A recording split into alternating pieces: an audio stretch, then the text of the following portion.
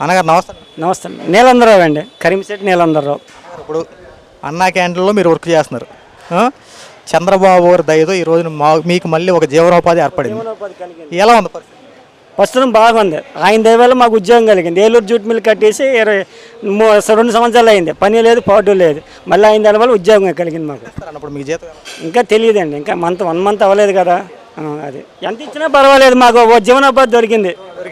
ఎలా ఉంది ఇప్పుడు పరిస్థితులన్నీ? ఎలా ఉంది? పరిస్థితి అంతా బాగానే ఉంది, కంఫర్టబుల్గానే ఉంది, పర్వాలేదు. అన్నగారు ఇప్పుడు ఎక్కడ చూసుకున్న ఆంధ్ర రాష్ట్రంలో విపరీతమైన వర్షాలు కురుస్తూ ఉన్నాయి.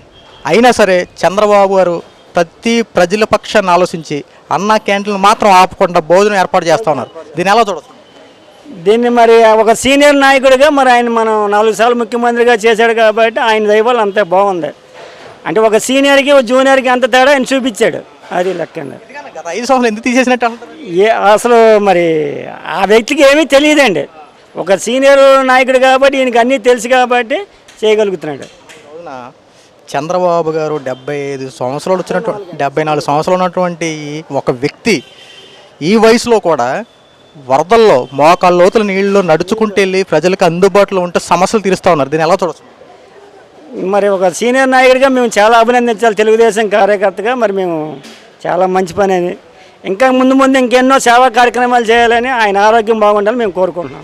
ఇంత మంచి పనులు చేస్తుంటే ప్రభుత్వం బురద జల్లే మాటలు మాట్లాడుతూ ఉన్నారు. ఏం పనులు జరుగుతలేదు అంటారు, అసలు నాశనం అయిపోతుంది అంటున్నారు. ఎందుకు వచ్చిన ఆయన ఇంకా 2 నెలలు కూడా పూర్తి అవ్వలేదు కదండి, ఇంకా బురద జల్లే ప్రయత్నం చేస్తున్నారు.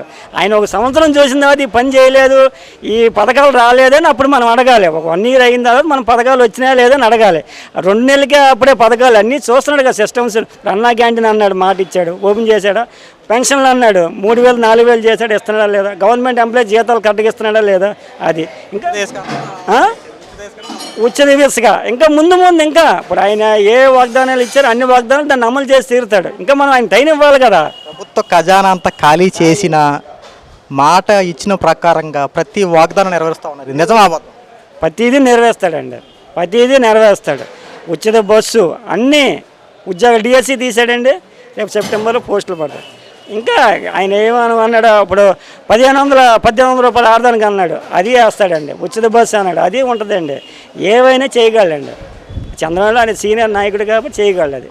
అది నాయకుడు అంటారు, అది ఓకే, ఇది మేము ఒప్పుకోవాలి. అది ఇప్పుడు ఏలూరులో బడేటి చంటి గారి పరిపాలన ఏ రకంగా ఉంది? ఆయనదండి నెంబర్ 1 అండి. అన్నీ చూసుకుంటున్నాడు ఆయన, అన్నీ బాగా చేస్తున్నాడు. బడేటి చంటి గారి దగ్గరికి కష్టమని చెప్పుకుంటే కష్టమని చెప్పుకుంటూ వస్తే నేను తీరుస్తాడు, నేను ఉన్నాను, అండగా ఉంటాను చెప్పాను. అది నిజమా? నిజమేనండి. అది ఆయన గుమ్మం ఎక్కితే మాత్రం కంపల్సరీ ఆయన చేస్తాడండి. ఏదో పని కార్యకర్త ఆయన గుమ్మం ఎక్కి నాకు ఈ సాయం చేయాలని కంపల్సరీ ఆయన చేస్తారండి. ఆయనలో ఉంది అది. అన్నగాని మళ్ళీ ఏర్పాటు చేయడం వల్ల ఎంతమంది చక్కగా భోజనం చేస్తారు. కడుపుని 3 పూటలు, పొద్దున టిఫిన్, మధ్యాహ్నం భోజనం, రాత్రి భోజనం కడుపు నింపుకుంటారు 5 రూపాయలకి.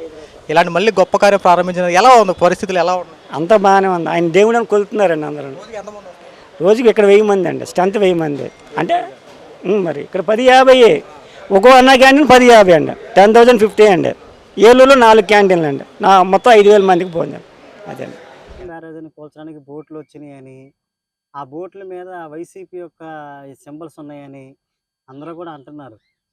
నిజంగా అది వాస్తవా కాదా అనేది మీ మాటల్లో కొద్దిగా తెలుసుకోవాలనుకుంటున్నాను. అసలు మీరేమనుకుంటున్నారు? మీ స్పందన అన్న ఇది పక్కా వాస్తవం. ఎందుకంటే అక్కడ ప్రకాశం బ్యారేజ్ దగ్గరికి ఈ కృష్ణానదికి సంబంధించిన ప్రకాశం బ్యారేజ్ని కోల్చడం పక్కాగా ఇది రాజకీయ కుట్రే.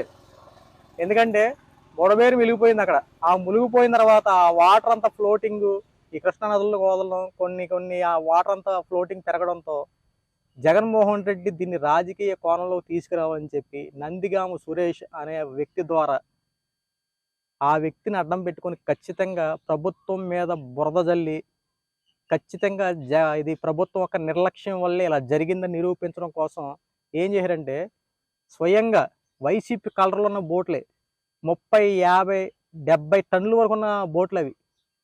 అంత కెపాసిటీ ఉన్న బోట్లు ప్రకాశం బ్యారేజ్ దగ్గరికి వచ్చి అక్కడికి వచ్చి స్టోర్ అయి అక్కడ ఆగిపోయినాయి. లంగర్లు కూడా వేసి మొత్తం 4 కట్టేసినట్టుంది. మీరు వార్తలు చూసట్లేదు కానీ కట్టేసి అలా ఉండిపోయినాయి.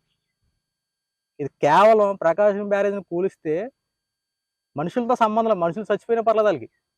మనుషులు చచ్చిపోతాయంటే ఏం జరుగుతాయి వాళ్ళకేంటి? ఉన్న ప్రజెంట్ అంటే పరిస్థితిని ఖచ్చితంగా నాశనం చేసేయాలి. ప్రభుత్వాన్ని ఎట్టి పరిస్థితుల్లో బురద జల్లేలా చేయడం అంతే. పక్కా ప్లాన్ వేశారు ఆల్రెడీ. బుడమేరు నది కూడా అది బుడమేరు వాగు కూడా పొంగిపోవడానికి కారణం జగన్మోహన్ రెడ్డి. ఎందుకంటే ఆ లోతట్టు సంబంధించినటువంటి ఈ ప్రాంతాలన్నింటిని ఏం చేశారు అనుకున్నారు? ఆక్రమణలు చేశారు. ఆక్రమణలు చేసి జగనన్న కాలనీలు అని చెప్పి అయ్యి అని చెప్పేసి ఇష్టానుసారంగా ఏ పడితే అవి కట్టేసి మొత్తం ఆక్రమణ చేసి భూములు ఆక్రమణ చేసేపటికి ఆ గట్టంతా కొద్ది తగ్గిపోయి పెద్దగా ఉండాల్సిన వాగు కాలువలు చిన్న కాలువలాగా అయిపోయింది. అంత ఫ్లోటింగ్ వరదలు వచ్చేపాటికి ఒకేసారి నీళ్ళు వచ్చేపాటికి ఎక్కడ తట్టుకుంటుంది? గట్టేది అక్కడ. ఆ గట్టు ఈ రోజున మొత్తం అది వెళ్ళిపోవడానికి ప్రధాన కారణం ఎవరు? ఆ జగన్మోహన్ రెడ్డి కదా. ఆక్రమణలు చేయబట్టే కదా ఈ రోజున మొత్తం విజయవాడకి ఎంత నష్టం కలిగింది. అనేక మంది శవాలు పైకి తేలుతున్నాయి నీటిలో. ఎంత దౌర్భాగ్యమైన పరిస్థితికి జగన్మోహన్ రెడ్డి కారణం కదా. అది కాకుండా ఈ రోజున కుళ్ళు రాజకీయాలు చేయబట్టి ఈ రోజున ప్రకాశం బ్యారేజ్ను కూడా నాశనం చేస్తే ఇంకా ప్రాణ నష్టం అధికంగా జరిగేది. ఇది ఖచ్చితంగా వాస్తవం. నిన్న తర్వాత ప్రతి దానికి సంబంధించిన కాల్ డేటాలు కూడా ఎంక్వైరీ చేశారు. ఆ బోర్డు సంబంధించిన యాజమాన్యం యొక్క ఆ కాల్ డేటాను కూడా చెక్ చేస్తే నమ్మలేని నిజాలు వెలుగులోకి వచ్చాయి. ఆ కాల్ డేటాలో కూడా దానికి సంబంధించిన వైసీపీ అనుచరులు పక్కాగా ఉన్నట్టు నిన్న ఎమ్మెల్యే గారు మాట్లాడారు. ఎమ్మెల్యే గారు కూడా నిమ్మల రామానాయుడు గారు కూడా ఆ సమస్య పట్ల స్పందించి ఇది ఖచ్చితంగా రాజకీయ కుట్ర జరిగింది, ఖచ్చితంగా దీని వల్ల పెద్దల హస్తం ఉంది, ప్రకాశం బ్యారేజ్ని కూలిస్తే జగన్మోహన్ రెడ్డి అనుకున్న సాధించగలడు, ప్రభుత్వాన్ని బురద జల్లాలి, ప్రభుత్వానికి చెడ్డ పేరు తీసుకురావాలి, ఇదే రైట్ టైం.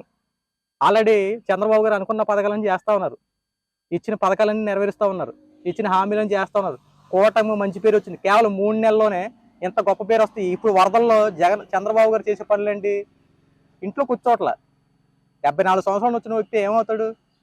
ఇంట్లో కూర్చొని అమ్మ ప్రశాంతం కూర్చుంటే ఇంట్లో ఉండి సమయం చేస్తూ ఉంటాడు. కానీ ఈయన అలా కాదు. చంద్రబాబు గారు ప్రజల్లోకి వెళ్ళిపోతున్నారు, చంద్రబాబు ప్రజల్లో తిరిగేస్తున్నారు, చంద్రబాబు కావాల్సిన ప్రతి అవసరం తీర్చేస్తున్నాడు. ఇది ఇంకా రాజకీయ కక్ష పట్టేసుకుని జగన్మోహన్ రెడ్డికి ఖచ్చితంగా ఎట్టి పరిస్థితుల్లో ఇదే కంటిన్యూ అయితే జగన్మోహన్ రెడ్డి ఖచ్చితంగా అసలు రావడం అనే భయం ఏర్పడిపోయింది. అసలు వైసీపీకి చాప్టర్ మొత్తం క్లోజ్ అయిపోతుందని అర్థమైంది. ఎందుకు ఇప్పుడు ఏం చేశారు? ప్రకాశం బ్యారేజ్ కనుక కూలిస్తే ఖచ్చితంగా అనుకున్న పని వర్కౌట్ అవుద్ది, ప్రభుత్వం బురద జల్లొచ్చు, అనేక మంది ప్రాణ నష్టం జరుగుద్ది, ఇంకా విజయవాడ ఫుల్గా మునిగిపోద్ది. అది కాకుండా పక్కగా ముంపులో ఉన్నటువంటి గ్రామాలు అనేకమైన కూలిపోతూ ఉంటాయి. వీటిలన్నిటికీ ప్రధాన కారణం ఎవరవుతారు? ఇప్పుడు కూటమి ప్రభుత్వం అవుద్ది. అదే జగన్మోహన్ రెడ్డి ప్లాన్ కనుక వర్కౌట్ అయితే. ఇది చేయడం కోసమే పక్క ప్లానింగ్తో బోట్లలో అక్కడ రప్పించారు. కానీ ప్రభుత్వం ముందే ఇవన్నీ పసిగట్టి ఇలాంటి ఎక్కడో చోటకి చేతనని చెప్పి చంద్రబాబు నాయుడు గారు విజన్ ఉన్న నాయకుడు కాబట్టి, అనుభవం ఉన్న నాయకుడు కాబట్టి ఖచ్చితంగా వీటి మీద శ్రద్ధ తీసుకుంటూ దానికి సంబంధించినటువంటి ఉన్నటువంటి పడవలన్నింటినీ జాగ్రత్తగా లైన్ చేసి తీసుకొచ్చారు. కానీ ఒక విషయం మాత్రం జగన్మోహన్ రెడ్డి గుర్తుపెట్టుకోవాలి, రాజకీయాలు ఎక్కడ చేయాలి అక్కడ చేయాలి. ప్రజల్ని చంపడానికి చేసే ప్లాన్లు మనిషిగా నువ్వు చేసేవని సక్సెస్ అయిపోతావు అనుకున్నా, కానీ దేవుడు చూశాడు, దేవుడే నీకు వెంటనే బుద్ధి చెప్పాడు, అవన్నీ వాస్తవాలు బయటపడినాయి. ఇది గనక నిరూపణ అయితే ఉంటుందయ్యా జగన్మోహన్ రెడ్డి గారు. ప్రజల ప్రాణాలతో చెలగాటవాడాలని చెప్పి నువ్వు నీ రాజకీయాలకు సంబంధించిన మనుషులందరినీ ఖచ్చితంగా చంద్రబాబు చాలా సీరియస్గా శిక్షిస్తారు దీంట్లో. ఎందుకంటే ఒక పక్క వరదల్లో మునిగిపోతా సాయశక్తుల రాత్రంక పగలనక తిరిగి ఆయన కాపాడుతా ఉంటే నువ్వు లేనిపోయి తరగనొప్పులు పెడతావా, ఇంకోటి పెడతావా? జాగ్రత్తగా ఉంటాం మంచి దేహం నుంచి అయినా. ఎందుకంటే నీ మీద ఆల్రెడీ చాలా అక్రమ కేసులు ఉన్నాయి, ఇంకా కొన్ని నీ చేతులారా చేసుకుంటున్నావు. జరిగే ఇవన్నీ వాస్తవాలు కనుక నిరూపణ అయితే కనుక నిజంగా భరించాలనే శిక్ష మాత్రం కన్ఫామ్గా ఉంటుంది. ఎదురు చూస్తూ ఉండండి ఏం జరుగుద్దు.